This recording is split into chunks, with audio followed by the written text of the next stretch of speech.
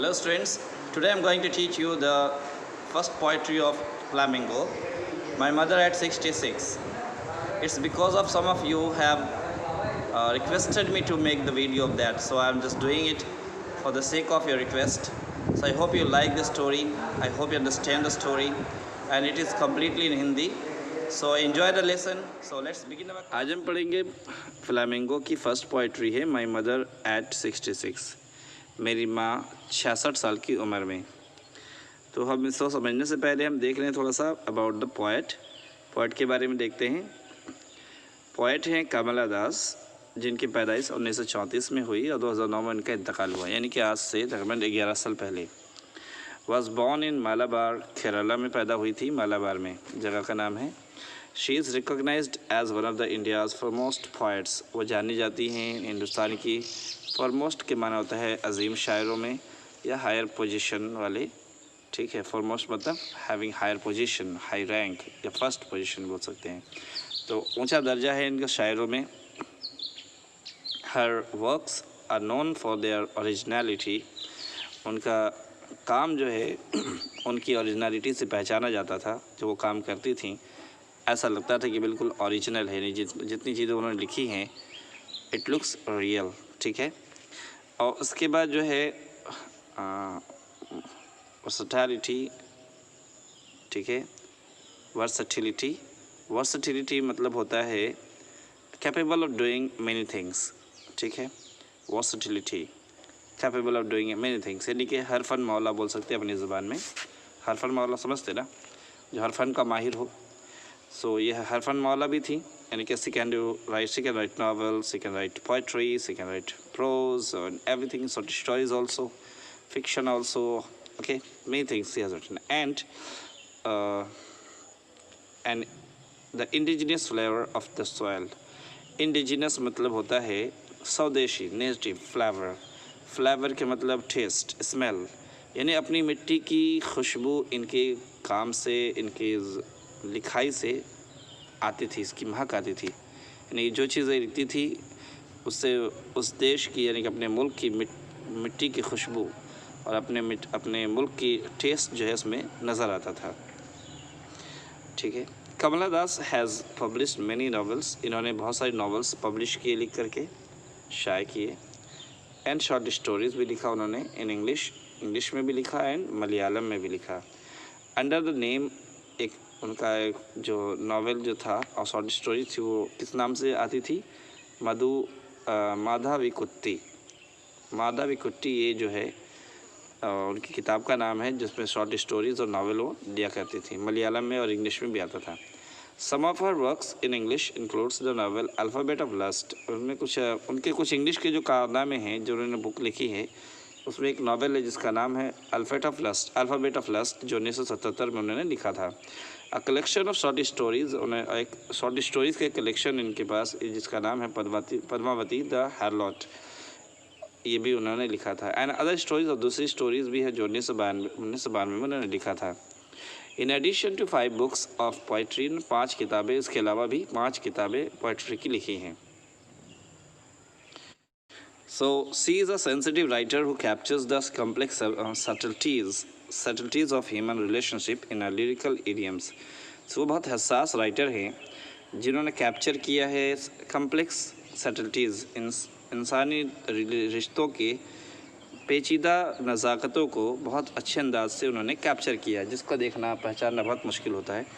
और बहुत उनके नज़ाकतों को, उनके रिलेशंस को बहुत अच्छे अंदाज से उन्होंने पेश किया ना लिरिकल इडियम्स। कैसा? लिरिकल वे में। लिरिकल मतलब होता है जैसे expressing the writers emotion in an imaginative and beautiful way, यानी कि उन्होंने अपने एक्सप्रेशन को, अपनी फीलिंग्स को और अपनी इमेजिनेशन को बहुत ही अच्छे अंदाज से पेश किया है। ये इनके अंदर बहुत अच्छी क्वालिटी थी, किसी भी चीज़ को वो अच्छे अंदाज से उनके इमोशंस को महसूस करके उसको पेश करती थी। खैर, my mother eight 66 is an example, उसका ही एग्जाम्पल, उसका उदाहरण है ये माई मदर एट 66। चलिए आगे देखते हैं। हम थोड़ा सा उससे भी पहले पढ़ते, बिफोर यू रीड, पढ़ने से पहले, ageing is a natural process. Ageing मतलब उम्र जो है ना, उम्र का बढ़ना, बुढ़ापा एक नेचुरल प्रोसेस है। हैव यू एवर थॉट, क्या आपने कभी सोचा है what your our elderly parents expect from us, कि हमारे बूढ़े माँ बाप हमसे क्या उम्मीद करते हैं। जब वो बूढ़े हो जाते हैं तो क्या चाहते हैं? वो चाहते हैं कि वो हमारे बुढ़ापे का सहारा बने, साथ दें, है ना, यही चाहते हैं। और ये भी चाहते हैं कि बच्चे हमारे खुश रहे जहाँ भी रहें, वो अपनी तकलीफ़ों को भी बर्दाश्त कर लेते हैं। ठीक है, आगे हम देखते हैं स्टोरी को। ये पोएट्री है क्या चीज़। Driving from my parents home to Cochin last Friday. गाड़ी चलाते हुए जब मैं अपने वालिदैन के घर से, माता पिता के घर से कोचिन जा रही थी लास्ट फ्राइडे मॉर्निंग को, I saw my mother beside me. मैंने देखा मेरी माँ मेरे बगल में थी। डोज ऊँग रही थी, ओपन माउथेड, मुँह खुला हुआ था। Her face ashen like that of a corpse. उनका चेहरा ऐसा मुरझाया हुआ था, ऐसा फीका था जैसा मानो कि कोई डेड बॉडी हो। And realize with pain that she was as old as she looked. और इस दर्द को महसूस की कि वो तो बहुत ज़्यादा ज़यीफ़ हैं, गोया कि अब दोबारा मुलाकात ना हो, है ना, इस उम्र को पहुंच चुकी हैं कि अब फिर दोबारा मिलना मुमकिन ना हो। बट सून, और इस तकलीफ़ के साथ ये पेन इनको महसूस हो रहा था, या दर्द हो रहा था, तकलीफ़ हो रही थी कि मेरी माँ बहुत ज़्यादा बूढ़ी हो गई हैं। और अब जो इनके जो सोने का अंदाज़, जो इनके जो चेहरे का जो रंग रूप है, ये बता रहा है कि अब ये बहुत जल्द हमसे जुदा होने वाली हैं, दुनिया से जाने वाली हैं। फिर मैंने क्या किया, पुट द थॉट अवे। मैंने अपना put the thought away means removed her thought from her mother. फिर उसने क्या किया, अपना थॉट जो है अपनी माँ से हटाया। पुट द थॉट अवे मतलब remove the thought away from her mother and looked out at young trees printing. और देखा, बाहर देखा, गाड़ी के बाहर देखा, जो नौजवान पेड़ थे वो स्प्रिंटिंग मतलब रेसिंग फास्ट, तेज़ दौड़ते हुए नज़र आए, पीछे की तरफ भागते हुए नज़र आए। वो भी एक वर्ल्ड, दूसरा एक दुनिया का भी एक पार्ट है जिसमें वो एक्टिविटी हो रही थी कि नौजवान पेड़ ये जो है बहुत तेज़ी से पीछे की तरफ जा रहे थे। द मैरी चिल्ड्रेन स्पिलिंग, और हैप्पी चिल्ड्रेन, मैरी मतलब यहाँ पर हैप्पी चिल्ड्रेन हैं, खुश बच्चे जो खुशहाल हैं, और बच्चे खुशी में spilling out of their Holmes, अपने अपने घरों से बाहर भागते हुए नज़र आ रहे हैं। बट आफ्टर द एयरपोर्ट्स, तो ये एक सीनरी है, एक तो सीनरी है अंदर की जिसमें माँ लेटी हुई हैं, सोई ऊँग रही हैं, और उनके कंडीशन ऐसा है गोया के मानो कि मुर्दा और डेड बॉडी की तरह हैं। उनके चेहरे पे जो रंगत है वो बिल्कुल वो कलर और ब्राइटनेस जा चुका है। बहुत करीब है कि मुझसे ये जुदा हो जाएं, बहुत करीब है कि मुझसे ये दूर हो जाएं। अब जुदाई का वक्त करीब है। लेकिन साथ ही साथ वो वहाँ से उस दर्द को ज़्यादा देर ना बर्दाश्त करते हुए वो अपने अटेंशन को डाइवर्ट करती हैं और बाहर की दुनिया की तरफ देखती हैं, तो जहाँ उनको एक खुशहाल दुनिया नज़र आती है, जहाँ पर बच्चे नज़र आते हैं, जहाँ पर जो है दौड़ता भागती चीज़ें नज़र आती हैं, जिसमें एक्टिवनेस है। ठीक है, फिर क्या हुआ, but after the airport security के चेक के बाद, स्टैंडिंग अ फ्यू यार्ड्स, मैं कुछ दूरी पर खड़ी थी। जब सिक्योरिटी चेक होता है एयरपोर्ट पर, तो उसके बाद मैं खड़ी थी वहाँ पर कुछ दूरी पर। Away I looked again at her, मैंने फिर उनको देखा। वैन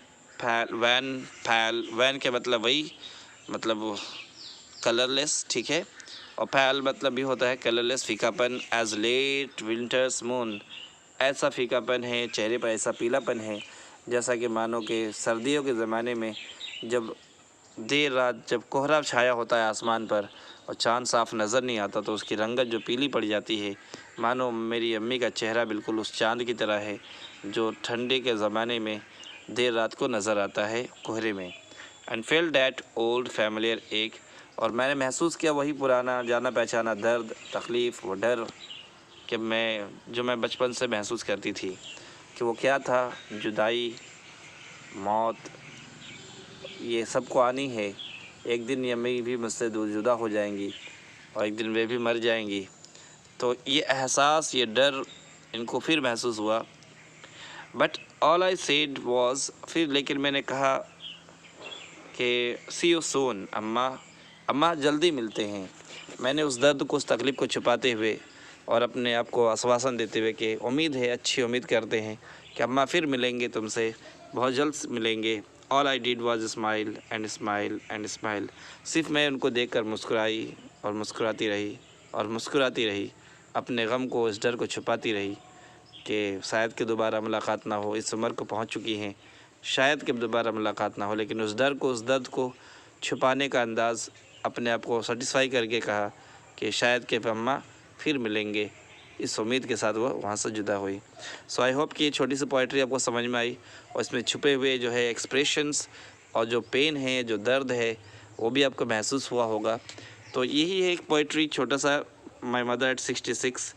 आई होप कि आपको समझ में आया।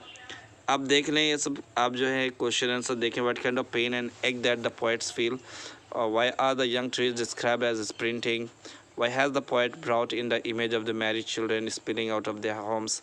इसका जो आंसर है वो आप देखें और बताएं।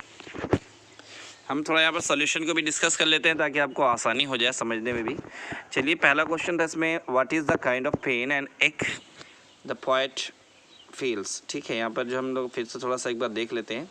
What is the kind of pain and ache that the poet feels, कौन सा दर्द और कौन सा गम है जो पोइट महसूस कर रहा था। सो यहाँ पर जो है कर रही थी, ठीक है, यहाँ पर तो कमला दास हैं वो। तो हम थोड़ा सा फिर से इसको देख लें। The poet while living her parents home observes her mother pallid face. जब वो पोइट अपने घर से निकल रही थी, अपने पेरेंट्स के घर से निकल रही थी, तो उन्होंने देखा था चेहरे पर अपनी माँ के पीला सा रंग।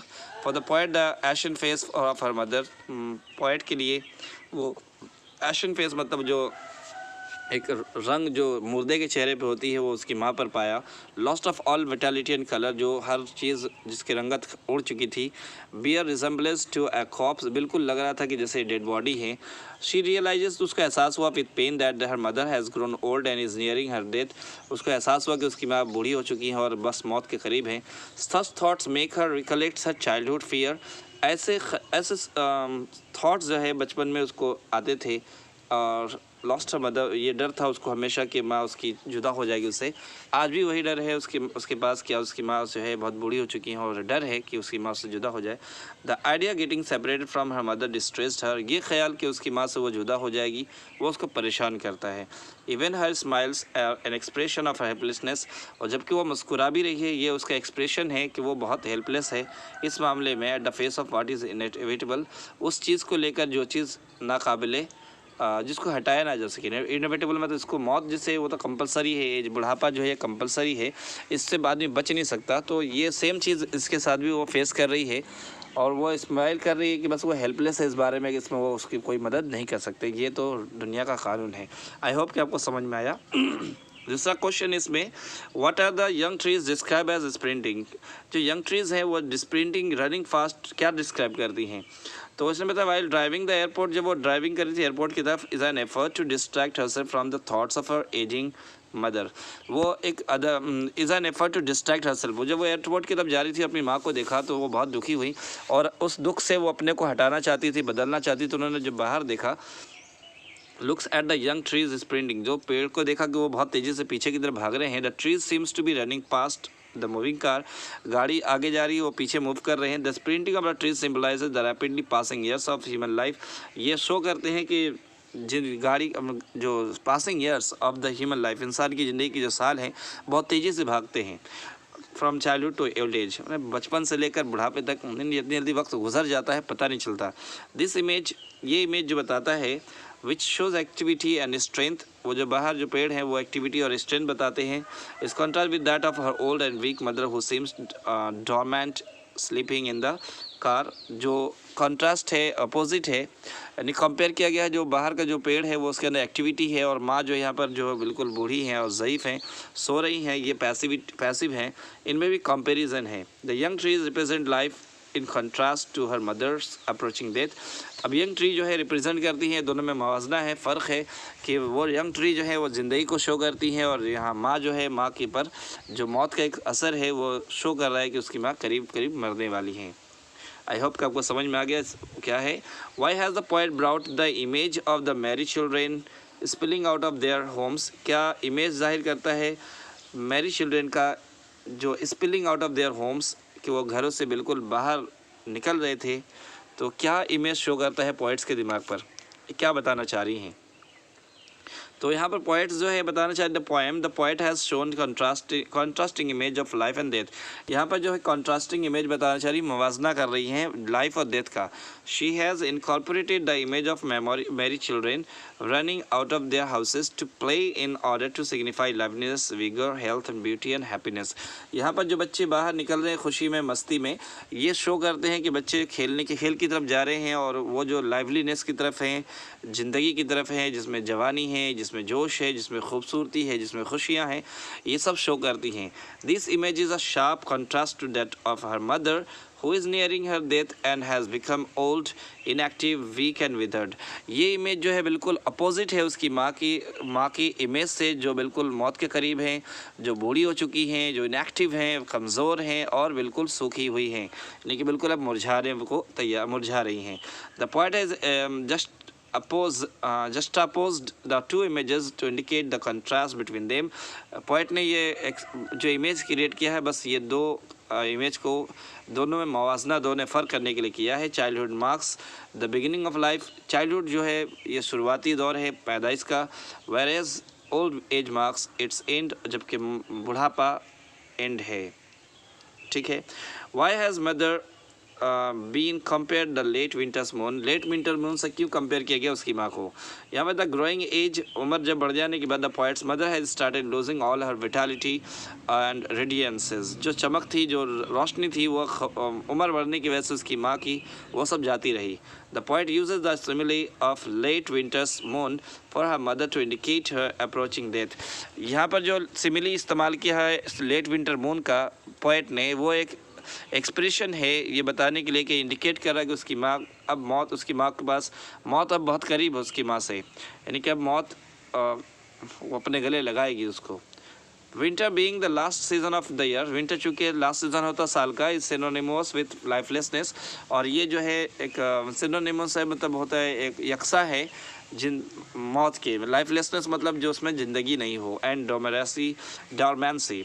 And a winter's moon is also pale white in color, bearing close resemblance with her mother। और अब विंटर का जो पेल वाइट कलर होता है, ये भी क्लियर मतलब एग्जैक्टली शो कर रहा है उसकी माँ के चेहरे की रंगत से।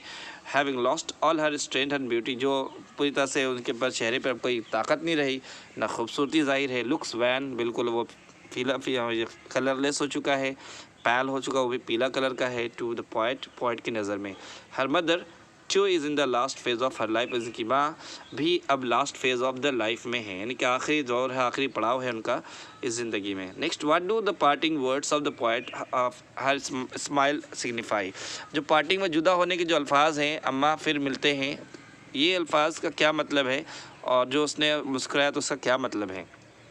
तो यहाँ पर द पोएट्स पार्टिंग वर्ड, जो जुदा होने का अल्फाज, जो अलविदाई अल्फाज है, जो अलविदा कह रही, जो सी सुन अम्मा फिर मिलेंगे तुमसे, ये सिग्निफाई बोथ हर फेयरवेल, दोनों चीज़ें बता रही है। एक तो उसका फेयरवेल है, यानी कि अलविदाई एक जुमला भी है कि अम्मा बस अब जो है, all her mother and an effort to leave her with optimism and cheer, वो एक फेयरवेल है कि अम्मा फिर मिलेंगे, ये एक ऑप्टिमिज्म के साथ, यानी कि आशावादी के अंदाज में बोलना कि अम्मा फिर मिलेंगे। चूँकि हर जगह अच्छी उम्मीद करनी चाहिए, तो इसने भी उम्मीद अच्छी की है और खुश रखने की कोशिश की है कि अम्मा बस फिर मिलेंगे। They also enable the poet to empathise with the sense of isolation faced by her mother in the old age. और ये भी जो है एक एम्पैथाइज्ड है, मतलब एक क्या बोलते हैं उसको, सिंपैथी और एम्पैथी होता है जिसको बोलते हैं। एम्पैथी मैंने वो भी दर्द को महसूस करना कि अब जो चेहरा माँ का है और जो अम्मी पर जो तन्हाई गुजर रही है उस ओल्ड एज में, उसके लिए भी वो एम्पैथाइज है, दुखी है कि तुम पर जो isolation faced by her mother, isolation मतलब होता है तन्हाई, इनके जाने के बाद अम्मा अकेली हो जाएंगी, तो उसके लिए भी एक एम्पैथाइज है कि आप अकेले होंगे, इंशाल्लाह मैं जल्दी आपसे मिलने की कोशिश करूँगी।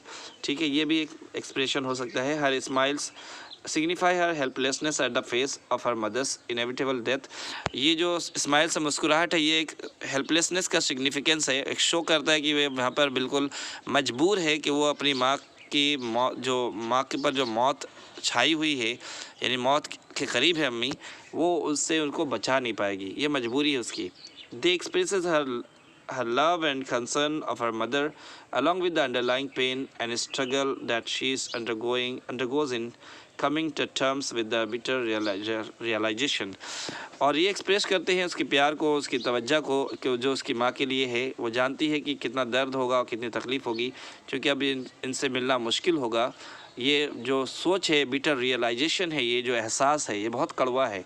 तो उसको दबाने के लिए उन्होंने जो है एक स्माइल का सहारा लिया है, ताकि वो एहसास जाया हो, वो एहसास, फीलिंग, दर्द मुझे महसूस ना हो। ज़्यादा वो दर्द के साथ ना जिए। एक ना एक दिन तो मरना ही है, लेकिन ये दर्द क्यों झेलें। इसलिए जो है वो उसको एक्सप्रेस करने के लिए, दबाने के लिए उन्होंने स्माइल का सहारा लिया है। आई होप कि आपको समझ में आ गया। आप इसको और डीपली समझेंगे, क्योंकि वक्त कम था। ज़्यादा डीप पढ़ाता तो वक्त लंबा होता और आपको दिक्कत होती।